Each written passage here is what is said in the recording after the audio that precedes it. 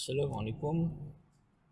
Hari ini kita akan masuk di 1.6 yang merupakan topik yang terakhir bagi bab 1, iaitu keseimbangan redox. Okey, jadi kamu boleh rujuk buku teks di muka surat 52. Jadi gambar ni menunjukkan proses pengaratan berlaku pada kapal atau menunjukkan kapal yang telah berkarat. Jadi kapal ni berada di laut. Jadi apa kaitannya laut dan karat? Sebentar lagi kita akan dapat jawapannya. Okay, kita akan masuk tentang pengaratan. Jadi pengaratan besi ialah proses kimia yang berlaku apabila besi terdedah kepada oksigen dan air dan mengalami tindak balas redox. Dan pengaratan besi ialah kakisan logam yang berlaku pada besi. Apabila logam besi mengalami pengaratan, lapisan oksida besi yang berwarna perang terbentuk pada permukaan besi. Jadi biasa kita tengok karat tu warna dia perang. Jadi sifat dia mudah retak dan telap. Jadi oleh itu pengaratan akan berlaku secara berterusan dan merosakkan struktur besi. Kat sini maksudnya pengaratan tu akan berlaku ataupun dia akan berjangkit-jangkit lah, sebab dia punya sifat dia retak dan mudah retak dan telap. Jadi kakisan ni atau pengaratan besi ni juga berlaku pada logam lain. Contohnya pada barangan perak ataupun argentum dan gangsa ataupun alloy, dia pun akan mengalami pengaratan. Jadi apakah maksud kakisan logam?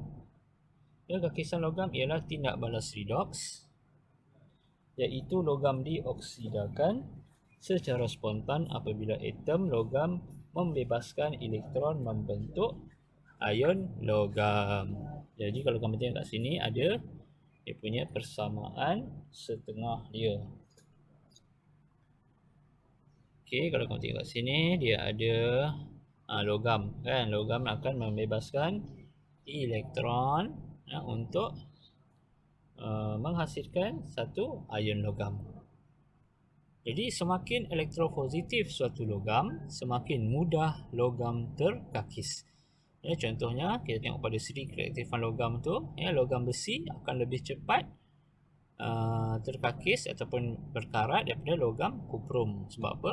Ferrum berada di atas daripada kuprum.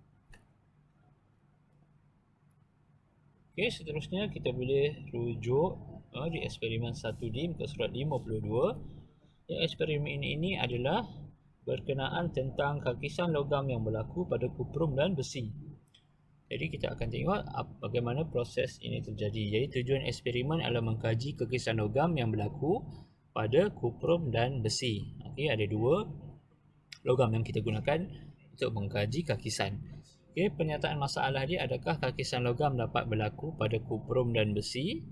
Hipotesis dia ataupun maklumat awal yang kita tahu ialah logam kuprum terkakis menghasilkan mendakan biru, manakala logam besi terkakis menghasilkan mendakan perak. Kita tahu kan Cu bila dalam keadaan pepejal dia akan ataupun dalam larutan dia akan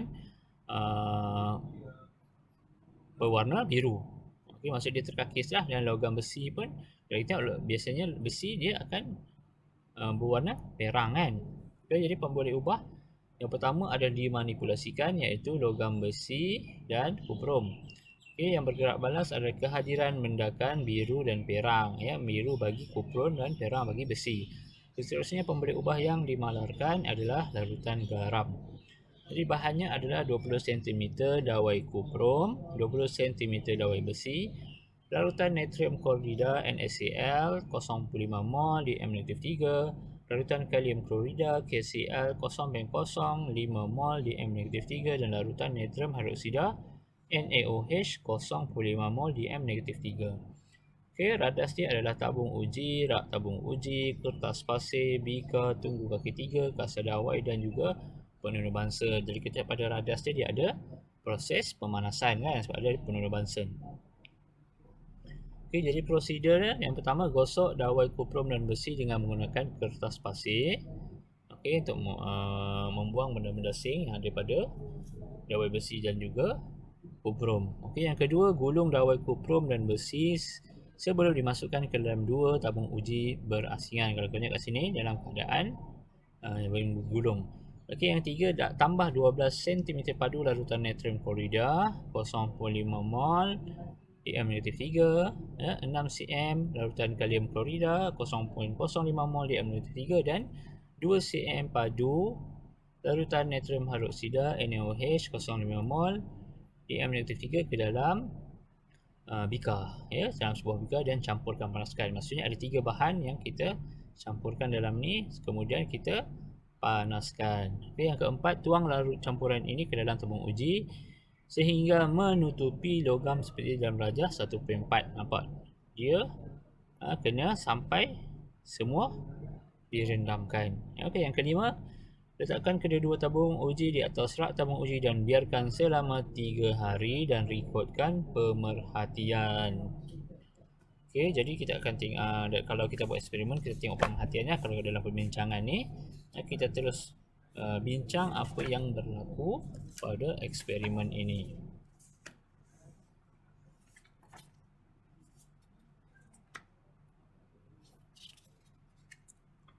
Okey, jadi perbincangan yang pertama berkenaan tentang apakah tujuan larutan natrium hidroksida digunakan dalam eksperimen ini. Apa tujuan dia, NaOH? Okey, jadi jawapan dia, kita gunakan natrium hidroksida adalah untuk mengesan kehadiran ion Cu2+ dan juga Fe2+. Cu2+ ni daripada logam kuprum tadi, Fe2+ ni daripada logam besi tadi kan. Jadi NaOH ni dia punya fungsinya atau tujuannya untuk mengesan kehadiran ion Cu2+ dan ion Fe2+. Okey, yang kedua, berdasarkan pemerhatian eksperimen ini, tuliskan setengah persamaan tindak balas yang berlaku. Ya, apa yang berlaku? Jadi kita tengok tadi kan bagaimana proses penglihatan berlaku. Bahawa yang kita bincangkan tentang Cu dulu, ya. Cu dia akan membebaskan elektron untuk menghasilkan ion Cu2+. Okey, kita seimbangkan. Ini berlaku di kuprum. Okey, apa yang berlaku di ferrum pula?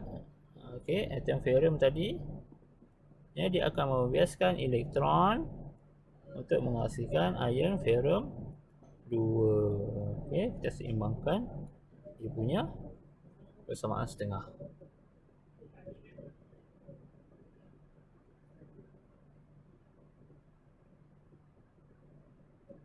Okey, seterusnya ferrum 2 ni dia akan berubah, pengangkatan berlaku, dan seterusnya dia akan menjadi ferrum 3. Dan juga dengan melepaskan satu elektron. Ferrum 3 ialah pengangkatan bagi ferrum.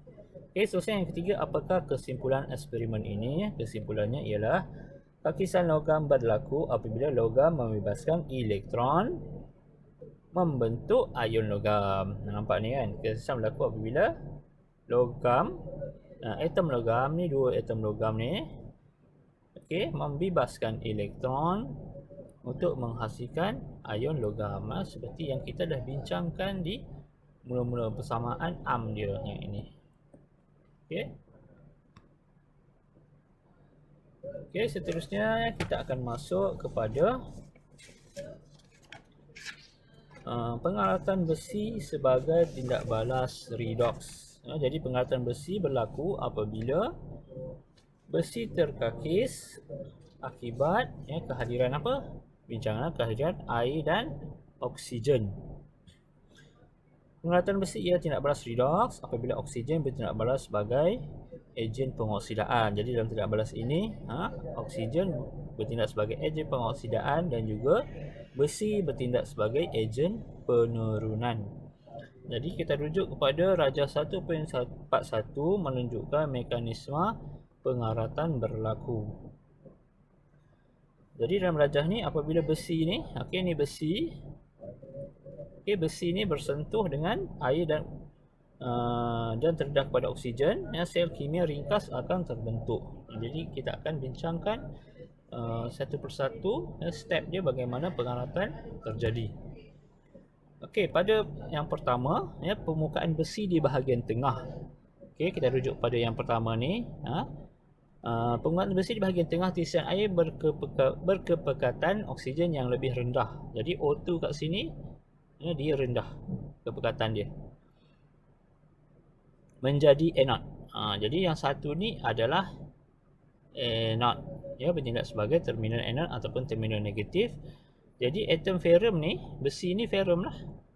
Ferrum mengalami pengoksidaan untuk membentuk ion ferrum 2.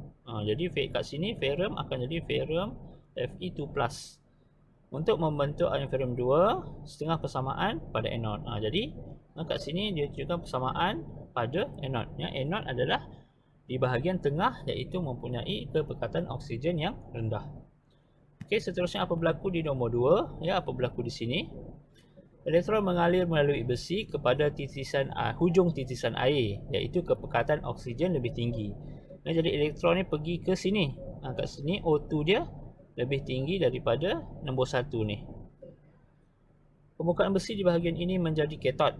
Okey, yang dua ni adalah katot ataupun terminal negatif apabila penurunan berlaku. Jadi dia berlaku pada oksigen di sini. Okey, seterusnya nombor 3. Oksigen yang larut dalam air menerima elektron dan mengalami penurunan untuk membentuk ion hidroksida. Nampak ni nombor 3 ni, elektron mengalir. Seterusnya O2 yang ada bersama H2O kat sini, nampak kat sini ada H2O dan O2. Dia akan menerima elektron tu dan mengalami penurunan untuk membentuk ion hidroksida. Okay, jadi ini adalah persamaan setengah yang berada di terminal katot ataupun terminal positif.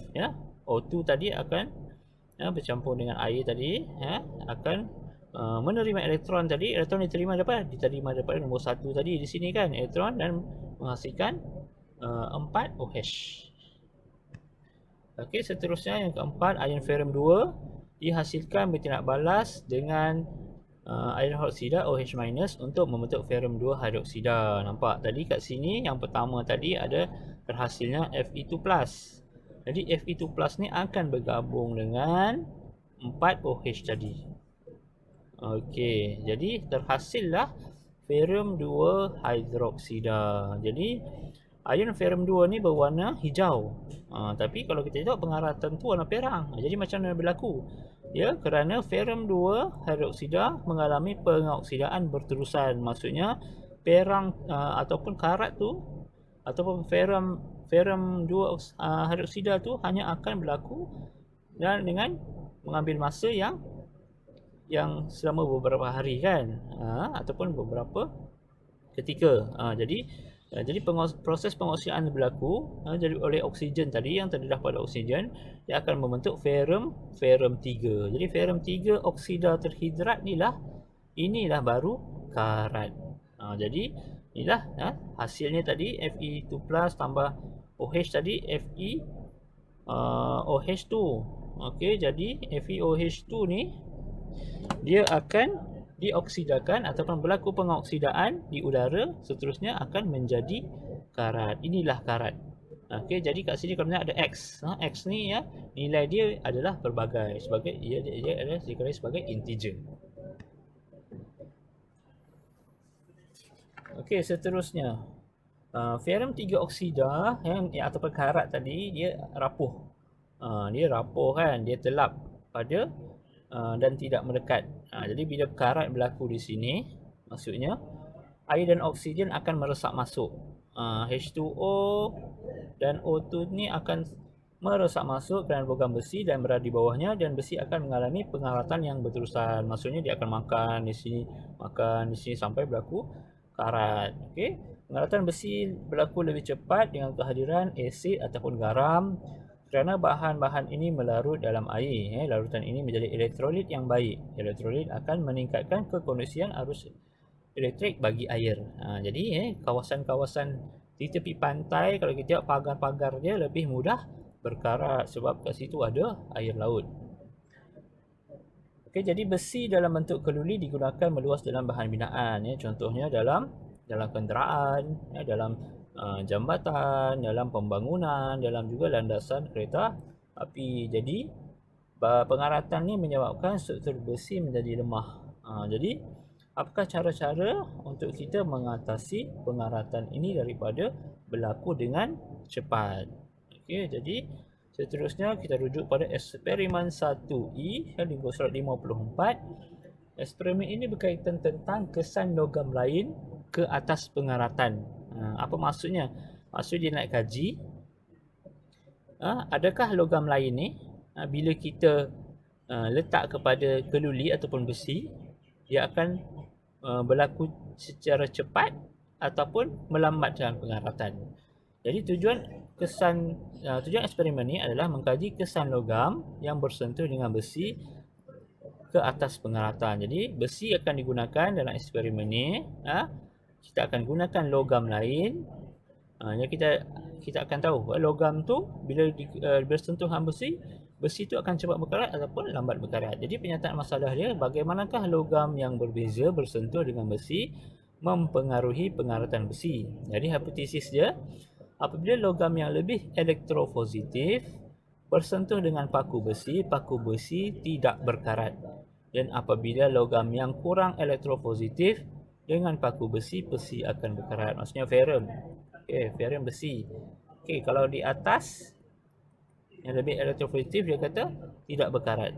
Kalau yang bawah ni, logam yang bawah-bawah ni dia akan berkarat. Jadi pemboleh ubah dia kat sini yang dimanipulasikan adalah logam yang dililit pada paku besi, bergerak balas adalah pengaratan besi, yang dimalarkan adalah paku besi. Jadi bahan-bahannya adalah larutan agar-agar, phenolphthalein, larutan kalium hexasulfirat 3, paku besi, pita magnesium, jalur stannum, jalur zinc dan jalur kuprum. Ini adalah logam-logam lain dia. Radas dia tabung uji, rak tabung uji dan kertas pasir.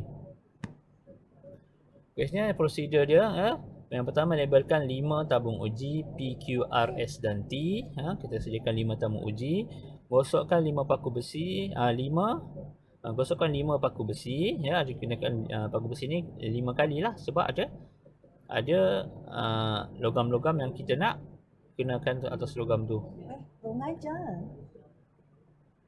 Gosok 5 paku besi, pita magnesium, jalur stannum, jalur zinc, jalur kuprum dan kertas pasir. Kita kena gosok semua bahan itu. Yang ketiga, lilit 4 paku besi masing-masing dengan pita magnesium, jalur stannum, jalur zinc dan jalur kuprum. Jadi 4 logam lain tu dibalutkan ataupun dililitkan pada paku besi tadi. Jadi masukkan setiap logam tadi di tabung uji P, Q, R, S dan T.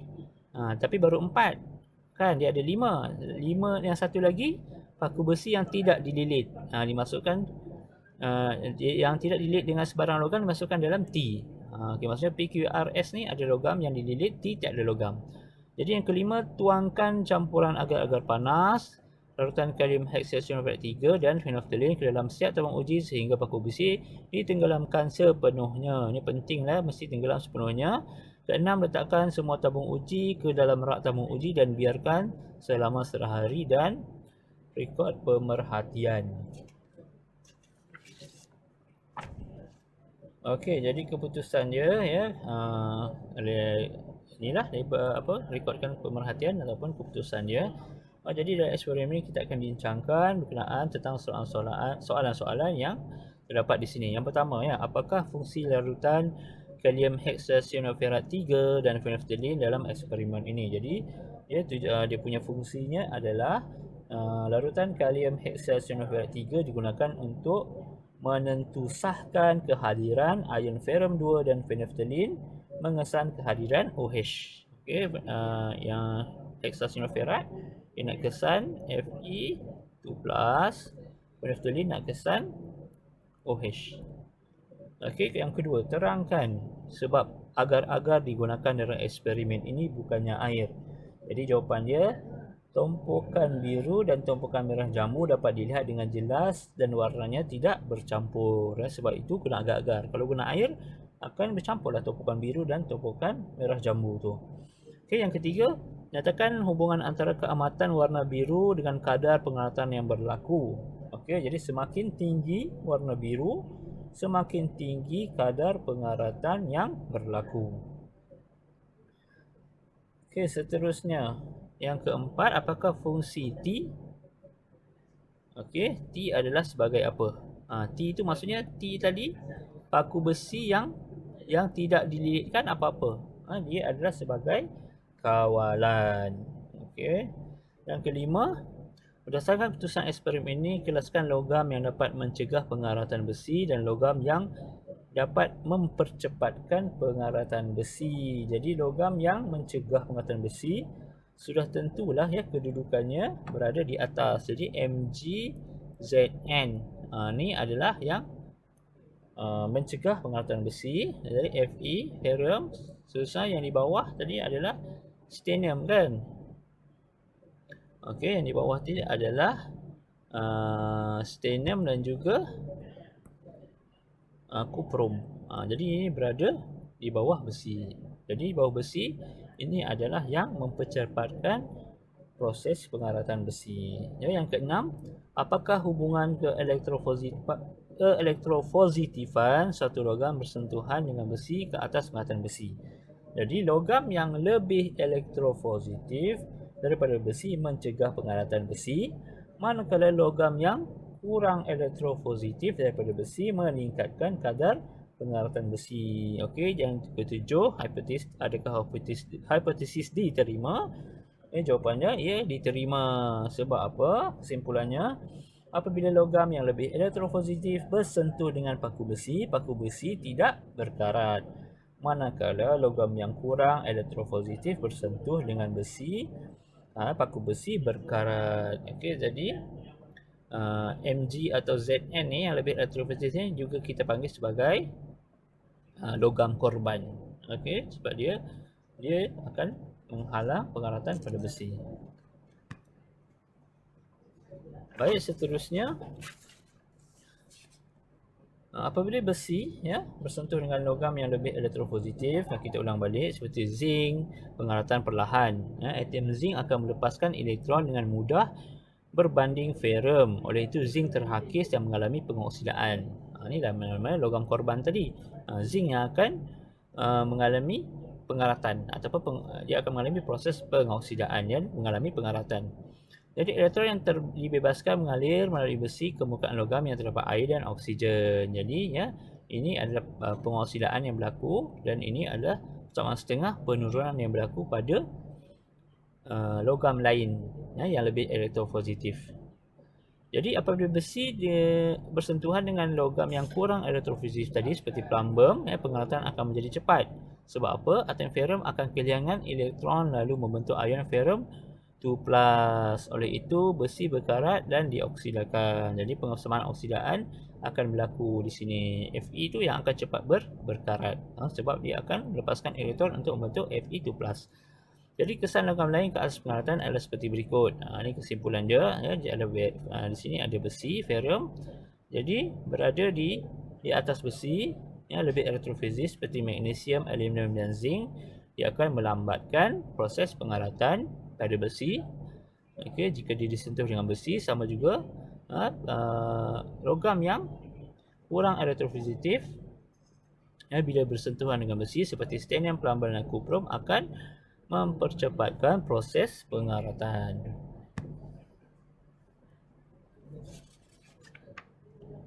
Okey, jadi bagaimanakah cara untuk mencegah pengaratan? Kita ada 3 cara untuk mencegah pengaratan. Yang pertama, cara A iaitu menggunakan permukaan perlindungan. Maksudnya kita saluti dengan permukaan perlindungan. Jadi kaedah ini menghalang besi daripada bersentuh dengan air dan oksigen. Ini ada besi, jadi kita lapis dia dengan logam ataupun kita lindung dia dengan sesuatu logam untuk menghalang dia daripada bersentuh dengan air dan oksigen. Jadi kaedah ini kita boleh gunakan cat, grease dan lapisan plastik. Contohnya cat pagar kan, kereta dan jambatan.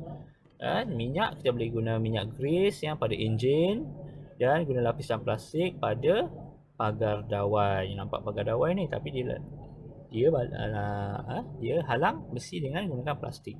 Okey, tin makanan yang disadu dengan timah. Okey, dan juga atap besi bergalvani. Lepas tu dia lindung dengan cat. Okey. Jadi menggunakan logam lain. Ni logam lain yang dua ni. Okey. Penggalvanian. Besi atau keluli disadu dengan zinc yang nipis. Zinc membentuk lapisan zinc oksida yang bersifat keras, kuat, tidak telap dan melindungi logam besi. Sebab apa? Nak melindungi daripada air dan oksigen. Okey, yang seterusnya kita boleh guna penyaduran timah. Okey, seperti yang terdapat pada bekas makanan. Kepingan keluri disadu dengan stannum yang sangat nipis. Stannum membentuk lapisan perlindungan oksida. Itu tujuannya. Oksida ni untuk air dan oksigen. Okay, yang ketiga, penyaduran kromium digunakan pada bumper kereta, basikal dan barang-barang hiasan yang berkilat-kilat tu. Okey, sini ada cabaran minda. Kamu jawab cabaran minda ni di ruangan komen. Kamu cari. Ali tidak membeli makanan dalam tin yang kemik. Jelaskan mengapa. Jadi kamu kena cari jawapan ni. Sila jawab di ruangan komen di bawah. Seterusnya B, perlindungan dengan logam korban. Logam korban yang kita bincangkan tadi. Okey, dalam eksperimen apa tadi ya? Eksperimen 1E tadi kan, ke surat 54 buku teks. Jadi besi disambung pada logam yang lebih elektropositif seperti magnesium dan zinc. Apabila besi disambung pada logam yang lebih elektropositif, logam yang lebih elektropositif terkakis, maka pengaratan dapat dicegah. Tadi kan kita besi, kita lihat pada magnesium tadi, pada zinc. Jadi Mg dan Zn ni akan jadi logam korban. Maksud dia yang akan berkarat dan melindungi ferrum. Logam yang lebih elektropositif menjadi logam korban. Jadi logam korban ini perlu diganti dari masa ke semasa. Logam korban digunakan untuk perlindungan kakisan, tiang jambatan, badan kapal terbang, badan kapal, paip bawah tanah. Ini contohnya. Pada badan kapal tadi, kapal ni dia terdedah kepada air laut, yang elektrolit yang membantu proses pengaratan lebih cepat. Jadi badan kapal terbang ni dilindungi dengan bongkah zinc yang dilekatkan pada badan kapal. Sama juga dengan paip besi di bawah tanah. Okey, disalutkan ataupun dilindungi dengan magnesium yang sebagai air korban. Sama juga di pelantar minyak. Tiang keluli ni dilindung dengan blok magnesium. Okey, yang ketiga, yang terakhir adalah pengaloyan. Okey, yang tiga adalah pengaloyan. Dalam keluli nil karat, besi dialoikan dengan karbon, kromium dan nikel. Jadi proses pengaloyan ataupun besi dialoikan dengan karbon ni supaya kromium supaya dia akan jadi tahan karat. Contohnya kromium dan nikel membentuk lapisan perlindungan oksida yang tahan kakisan serta membentuk lapisan yang berkilat. Okey, sudu ni dilindungi ataupun dialoikan dengan kromium dan nikel. Lapisan oksida terbentuk melindungi besi daripada terdedah kepada air dan oksigen.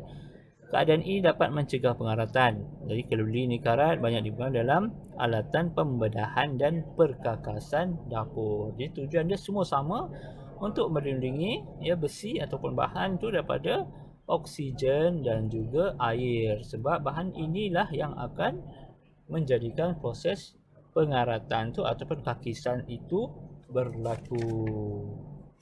Okey, itu saja setakat ini untuk pembelajaran 1.6. Okey, sekian, terima kasih.